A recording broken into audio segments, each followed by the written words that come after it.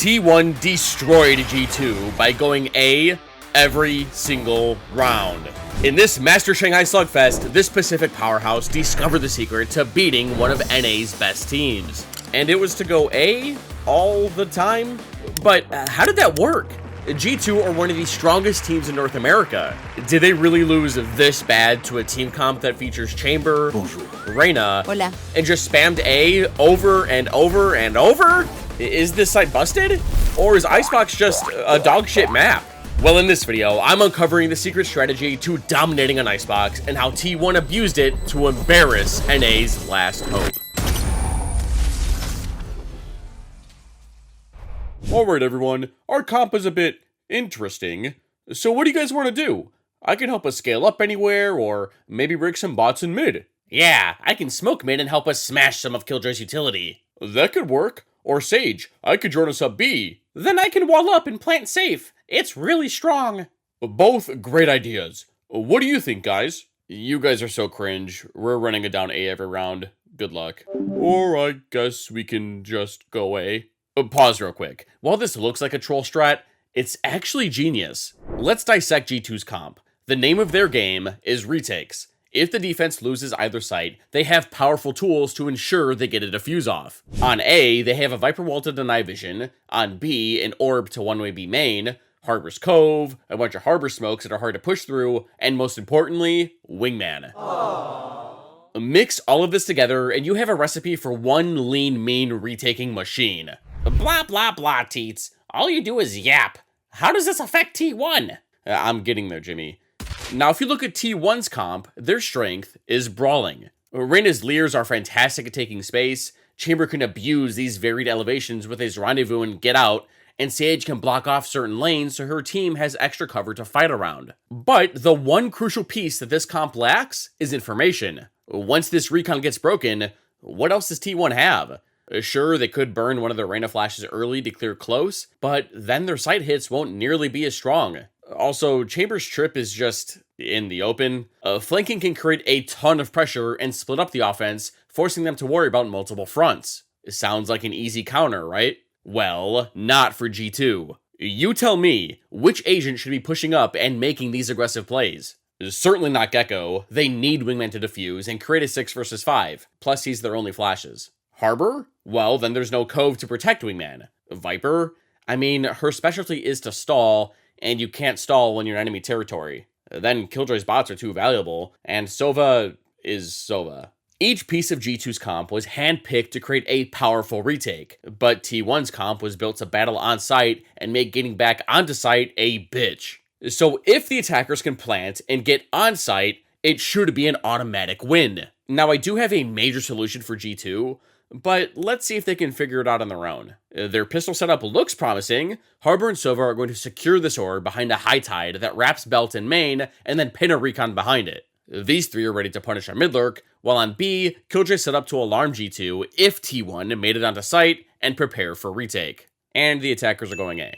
But there's an interesting method to their madness. Notice how with 10 seconds left in the buy phase, they've already laid out their toxic screen for A. Wouldn't this be a dead giveaway that it's A? The round starts, and Rossi immediately raises his wall, allowing his teammates to sneak up, drop it, and clear what's behind. I take back what I said. I guess T1 don't need this default arrow. The wall falls, the area's cleared, and the offense slowly scale all the way up behind their Reyna. Now the map's been quiet.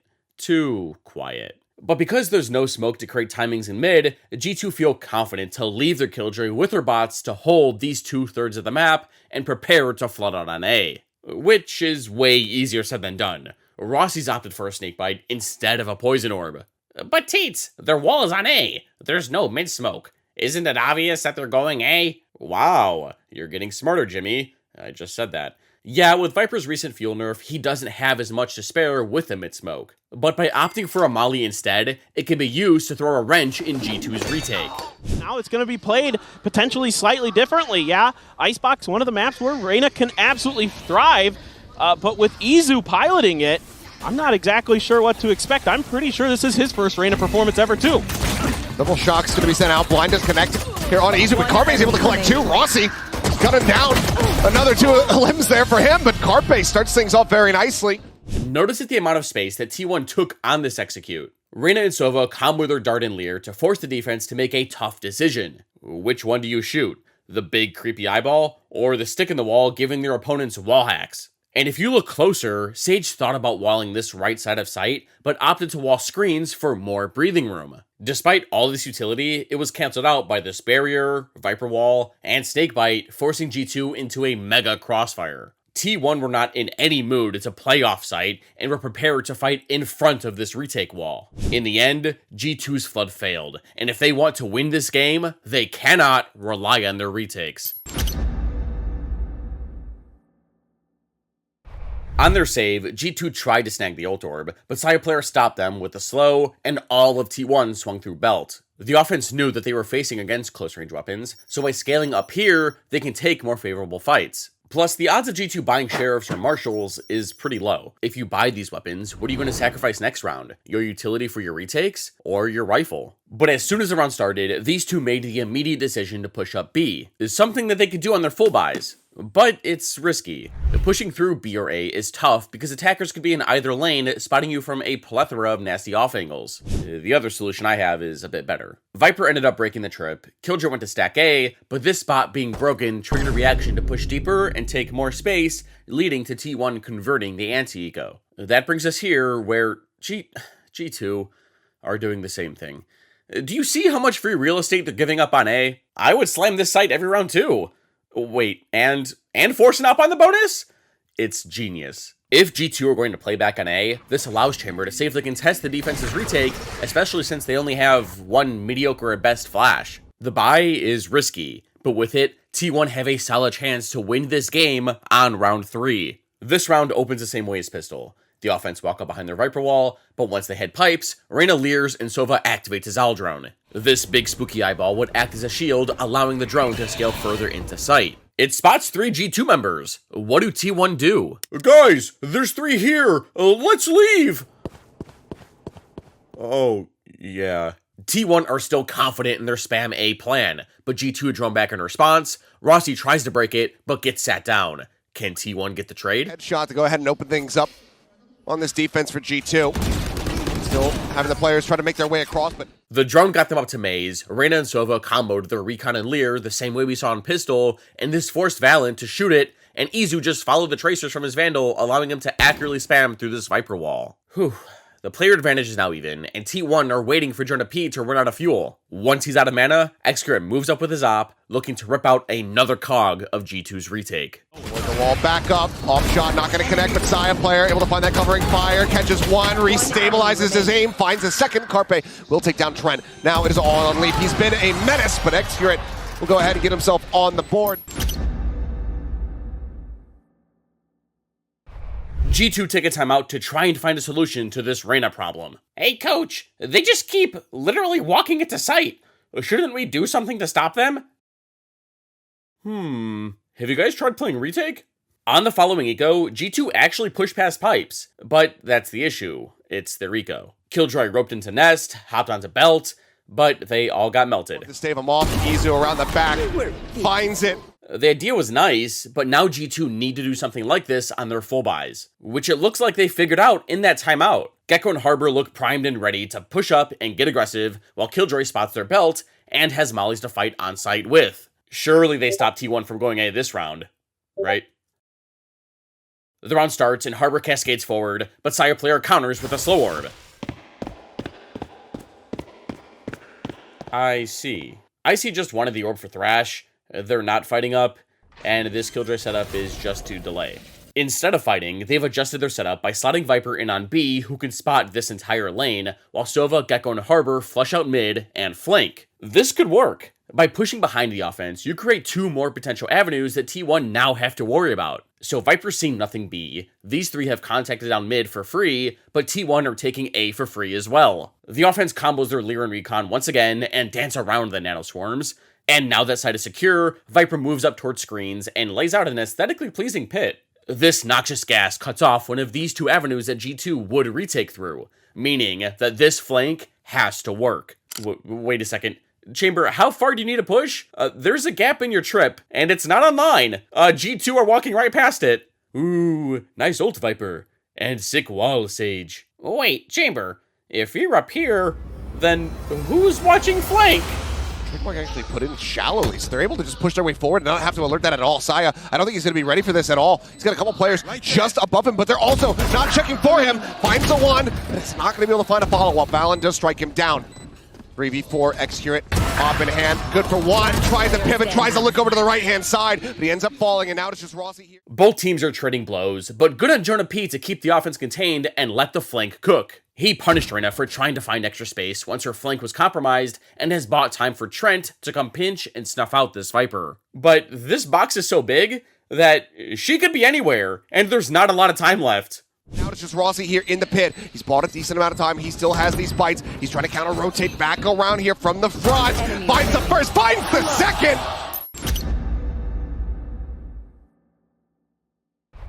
G2 were forced onto another half-buy, and you'll never guess what T1 did.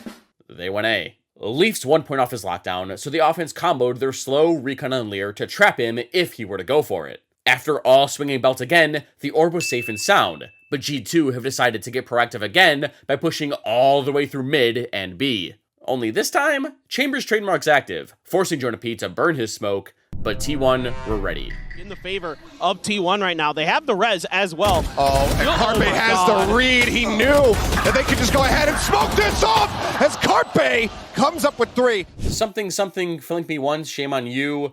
Flank me twice, shame on me?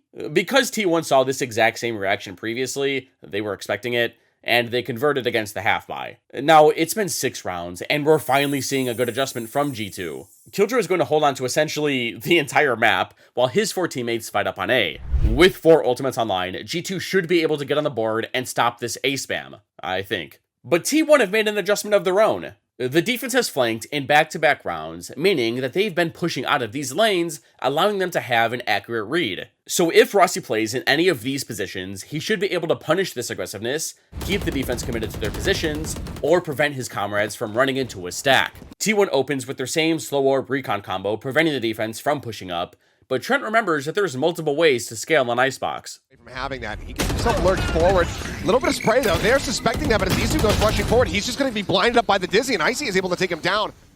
Harbor's Reckoning separated the Reyna from the rest of her pack, and for the first time this game, G2 have the upper hand and have finally punished T1 for spamming A. What do T1 do now? Guys, just go B. There's like 4 here. They're stacking A. Despite what the title of this video says, T1 have given up their A dominance and are sprinting through spawn to join Viper on B. But as soon as Killjoy hears the stampede, her teammates quickly start to move over. With this many ultimates online, there's no shot T1 get a plant off. Sage slows to try and prevent a flood, Leaf pops his nano to stop T1 from taking extra space, and once the poison orb fades, Sage walls, starts to plant, but is forced to get off. Trent rips his Hunter's Fury, Icy lets Thrash loose, and Valen walls off site, enabling Jonah P to move up and unleash his pit. This Avengers-like reaction has T1 on the back foot. How are they going to respond to all this? They go back to A, but luckily for G2, Leaf is one step ahead. He understands that his teammates have B on lock. T1 have also seen 4 players here, and they have a down teammate on A with Sire players res online. They're probably coming back. So without hesitation, Leaf sprints back to A with a fat lockdown, primed in his inventory. Time is running low, and as long as he plops this thing down, he should be the hero G2 needs.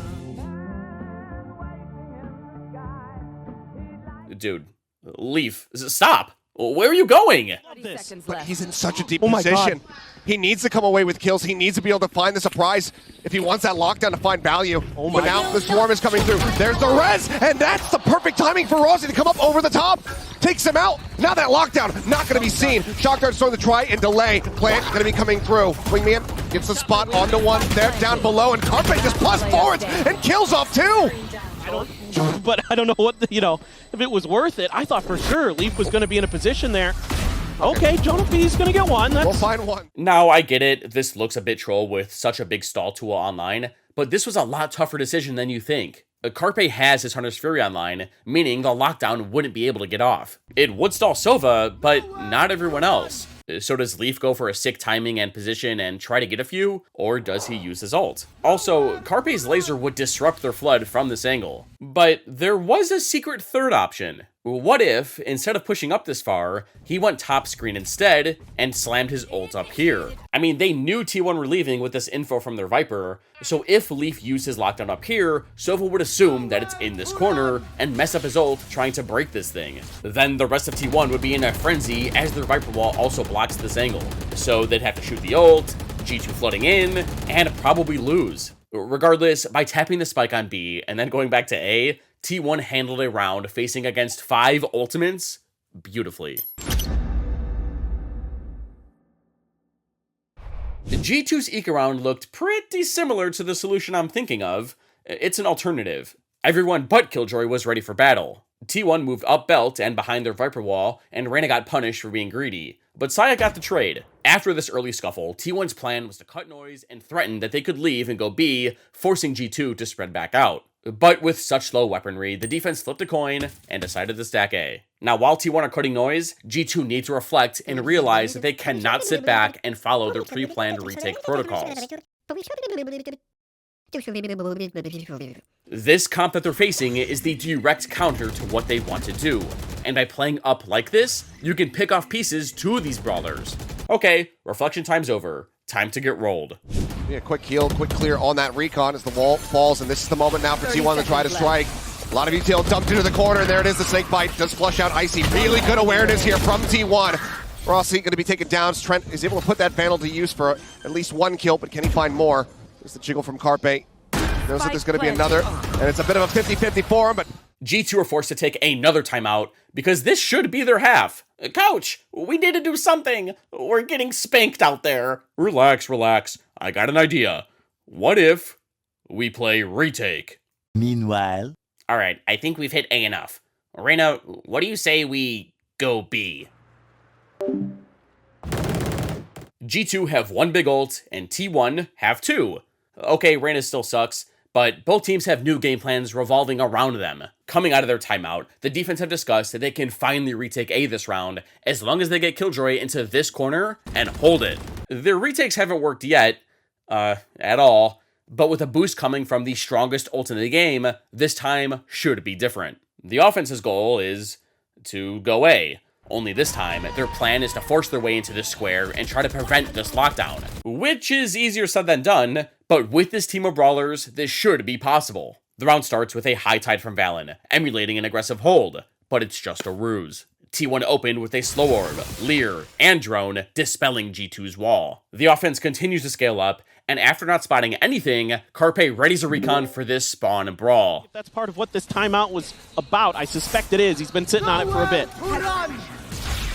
Hunter's Fury on the open. Carpe looking to see if he can catch anybody here, and just barely splits the difference there, so unable to find the tag on the Trent. Lockdown now as well. G2 had the perfect counter for T1's plan. They knew the offense were going to push into spawn, as Killjoys will usually play in this area when prepping for a retake. But the defense said, screw that, and was ready to ult Heaven and flood when it's getting lasered, giving T1 one less player, or just retake with a ult since they weren't lasering it. So T1 tried to catch G2 by surprise, but are now faced with a difficult post-plant. Luckily for the attack, Sage has made an on-the-fly adjustment knowing that her team is going to be forced back and has planted topside, exposed to everything. The spike is in a prime position, but G2 have a lot of utility left to block vision and protect the defuse. This is their best chance to get on the board. Now as well, trying to buy some space. And while G2 attempt to pull off their first successful retake, let me tell you about my Patreon. So to detain, not going to be found playing that one. On a razor's edge is T1, but Extra now going to be taken down. Leaf. Over on my page, I've published handcrafted duos playbooks that you and your friend can use to rank up. Here are the ones we have so far, and I have a lot more coming. In them, I walk you through each strat and tell you exactly what to do with each piece of utility. It's like I'm coaching you live during your ranked games. Starting to come up a little bit. That's the operator now dealt with. Izu trying to find a pacey timing, goes up, gets to the Smiths out, sees a couple other plays, but now Leaf comes away with a second. Saya gonna be taken down, but Izu as well. I also post exclusive breakdowns, tier lists, Q&A videos, give you access to private Discord channels to talk directly to me, and so much more. Equalizing, gets that kill. Off shot taken out into Carpe's hands, unable to find the value there.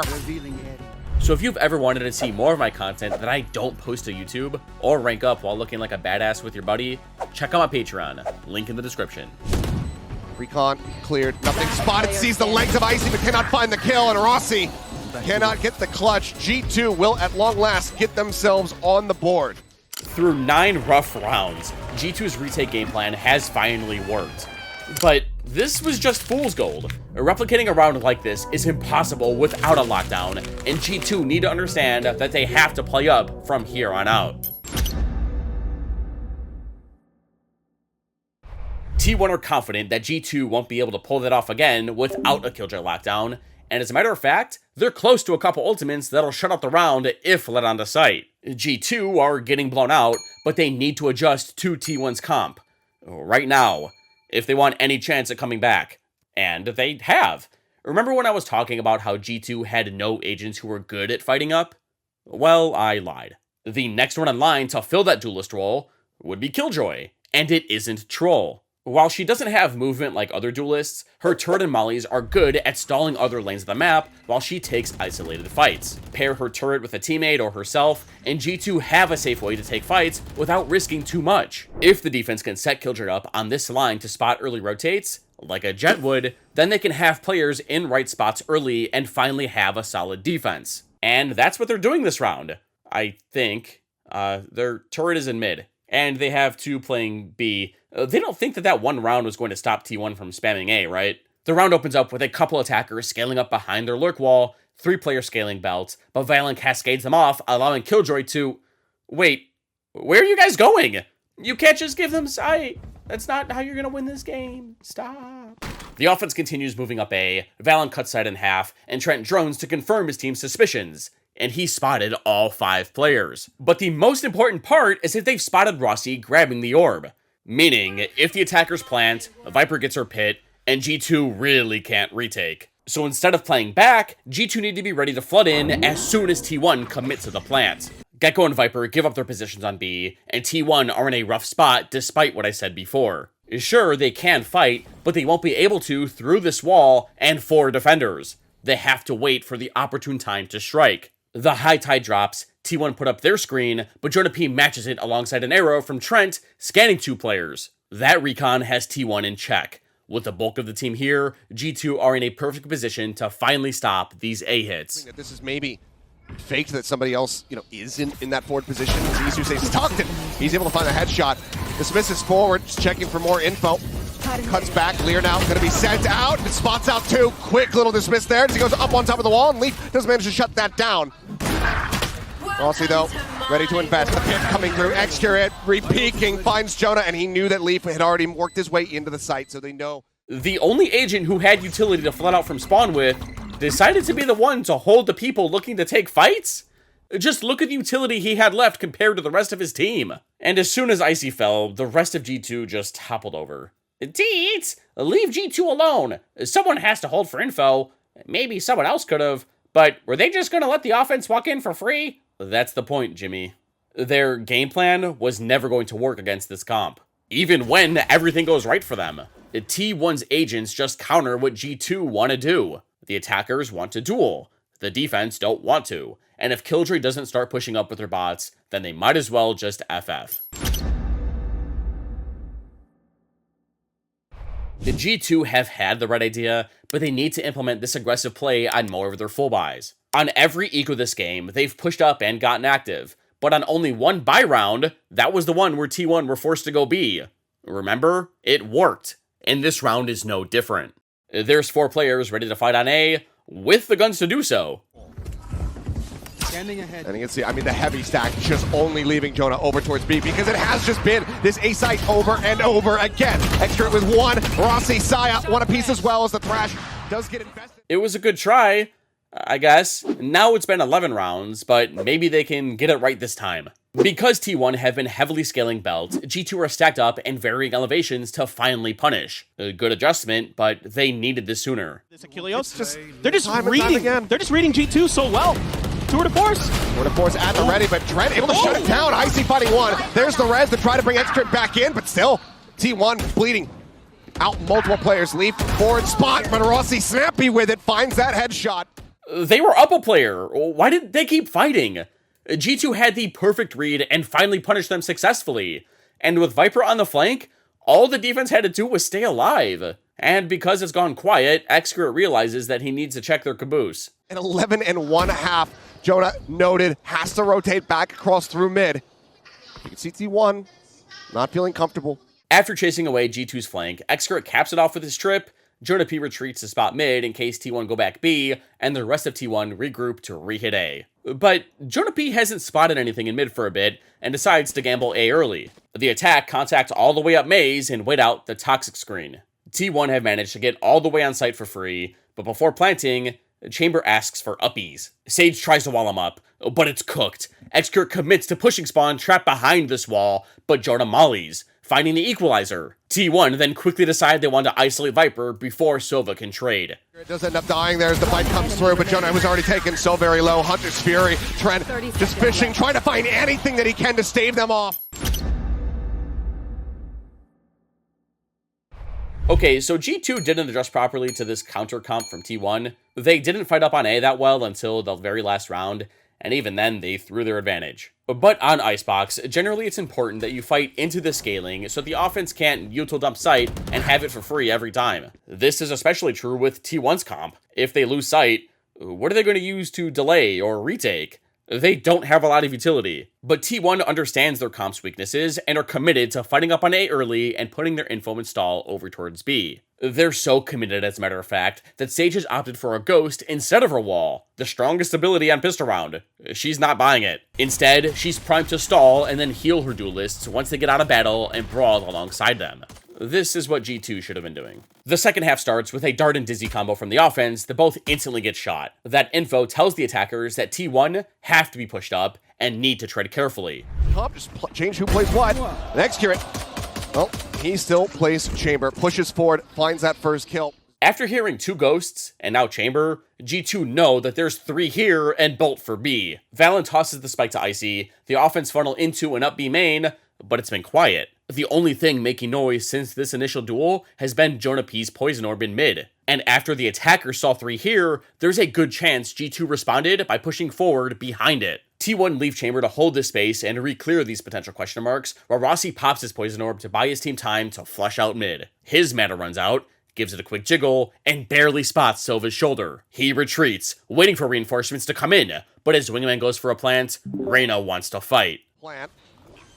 Slow up to try to stop them from getting into a forward position. This does leave Valen a little bit stranded, but he's still able to come away with one before falling to side player's hand. Side player continuing to try to push up. Sage can't trade, and instead of swinging, Carpe jump spots and rips a shock. Chamber has finally turned his comms on and has called out that he has a flank. All T1 has to do now is shake some booty and keep G2 distracted. Carpe drones next, tags, cancels, not wanting to be swung, but he's done his job. Still pushing in from behind, and it looks like, yep, they do suspect it, but it's back to back. Look for that, and he's got it. Excurate. Yeah, they have Reyna and Chamber, but I wish G2 did this earlier. So, under the right circumstances, spamming A every round isn't troll. I mean, Team Secret did it against DRX on Haven too, and it was just as nuts.